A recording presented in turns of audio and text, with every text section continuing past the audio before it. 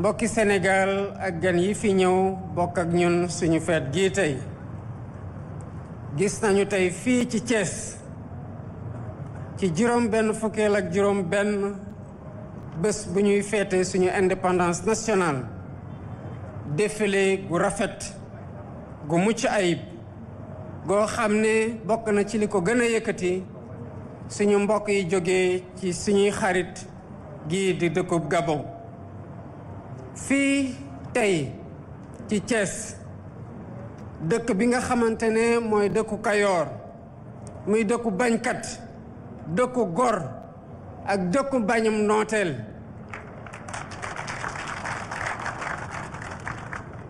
ku wax Kayoor xam ne bokk na ci foo xam ne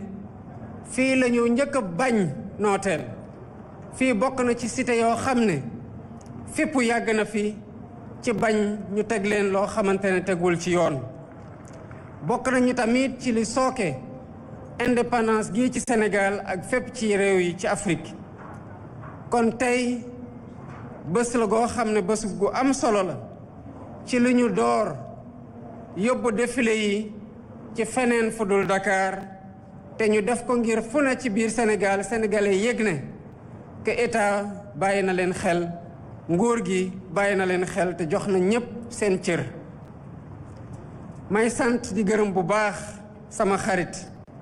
di président république gabonaise Oligui Nguema mu ñëw teewe ji bés bii tey gën ko màggal monsieur le président sa teewaay gi fii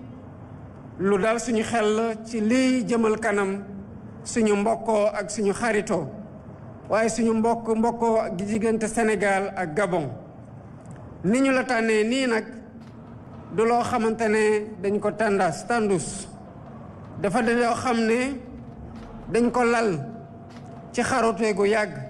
ci jëflante gu yàgg ci diggante Sénégal ak Gabon xam nañu tamit ni nga fonkee Sénégal ndax liggéey nga fi fu yàgg wane sa cofeel ci réew mi ak ci waa réew mi kon xam nga fii bu baax yaa ngi sa dëkk xamal na tamit ponk googu nga am ci Sénégal waa Gabon am ko ci Sénégal moom laa am ci Gabon waa Sénégal am ko ci Gabon mbokk yi ku wax fête de l'indépendance wax bésu booloo bés tamit ci xoolaat lu ñu jot a dox ci ay jéego ci bu ñu moomee suñu bopp ba tey waaye tamit xool yan tànk la ñu war a teg ngir fu ñu bëgg a jëmale suñu réew maanaam mu gën a moom boppam ñu jox ko cëram ba mu mat sëkk te tamit naataa ngi am fi tey jii tey gis nañu ne que ñii di force de défense et de sécurité yi bokk nañu ak civil yi muy gën a màndargal li ñuy wax concept nation armée maanaam jëflante guy yàgg te di wéy ci diggante l'armée gi ak askan wi mbokk force de défense et de sécurité yi xam naa ne yéen yëg ngeen ne que nii ngeen engagé wu sous les couleurs et les drapeaux weesu na rek aar Sénégal ak aar askanu Sénégal waaye fépp foo xam ne nguuru Sénégal a ngi fay wéyal ay projet yu mag wala ñuy organiser ay événement yu am solo yéen a ngi ci taxawaay gu mat sëkk thème gii nga xamante ne moom la ñu jàpp ren muy force de défense et de sécurité partenaire des Jeux olympiques de la jeunesse day wone que taxaw ngeen tem ngir li seen wàll ci teraanga gii ñu defal Afrique defal ko Sénégal ñuy dalal ci bu njëkk ndaje gu mag googu taxawaay googu ngeen am yéen ngi ci tànk yi ci ñi leen jiitu ci ñu nu yàggee mobiliser seen bopp ci taxawaay Sénégal bu baax kon seen mobilisation bi jëmale ko ci Jeux olympiques de la jeunesse lu may rafetlu la lu dal xel la te xam naa tamit jumtuwaay yi ngeen jël matuwaay yi ngeen jël ngir kaaraange gi mat sëkk fépp foo xam ne ay nit dinañ fa am compétition ci cadre Jeux olympiques de la jeunesse pare nañu fii ci Sénégal ngir dalal njaboot olympisme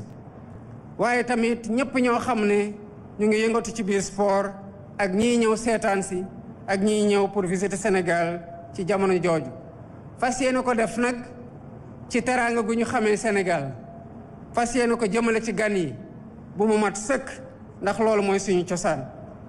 kon ci jaarale ko ci foofu maa ngi wax force de défense et de sécurité yépp tey kontaan naa ci yéen bu baax ci ni ngeen taxawee bés bi ci seen défilé goo xam ne défilé gu mucc ayib la di félicité bu baax nag jaarale ko ci ministre des forces armées le chef d'état-major général des armées di amiral d'escadre Omar Wade ak haut commandant de la gendarmerie nationale le général de division Martin Faye ak commandant yépp waaye tamit rawatina le commandant de la zone militaire numéro 7 bu ñu dalal fii ci Thiès boole naa tamit ci félicitation yooyu force de défense et de sécurité yépp ñépp ñi nga xamante ne participé nañ ci défilé bi waaye rawatina ci anciens combattants yi ku ne ci yéen taxaw na taxawaay gi ñu doon xaar ci moom matal ko sëkk te loolu tamit mooy dëgg-dëgg li taaral bés bi kon yàlla nañu yàlla may ñu teewaat ko at yu bari gën a defaat ay défilé yu gën a mucc ayib asalaamaaleykum wa rahmatullah. Voilà donc le président Voilà, Bassirou... Vous venez d'entendre le président de la République, son Excellence Monsieur Bassirou Diomaye Faye, chef suprême des armées. C'est un discours de remerciement, mais également de félicitations aux différentes forces de défense et de sécurité, notamment le chef d'état-major général des armées et le chef de l'État qui salue Brice Clotaire Oligui Nguema, son Excellence le président de la République gabonaise, le chef de l'État qui salue le Premier ministre Monsieur Ousmane Sonko qui félicite le chef de l'État pour l'organisation, le général d'armée Birame Diop, ministre des Forces armées, les premières dames, les épouses Marie-Khone Faye et Absa Faye, les épouses du chef suprême des armées, le chef de l'État qui va d'abord rester. Je pense que ce sera au tour du président gabonais, Brice Clotaire Oligui Nguema. D'abord le chef de l'État qui salue les autres officiels, notamment le président de l'Assemblée nationale, Monsieur Malick Ndiaye, qui est également le grand chancelier Maï Seignan, général 2e section, le chef de l'État qui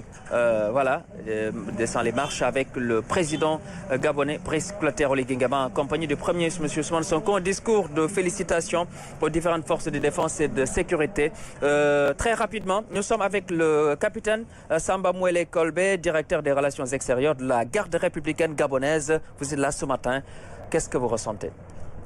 Alors, merci déjà de me recevoir sur le plateau. Ce que je retiens sur... Voilà, le président.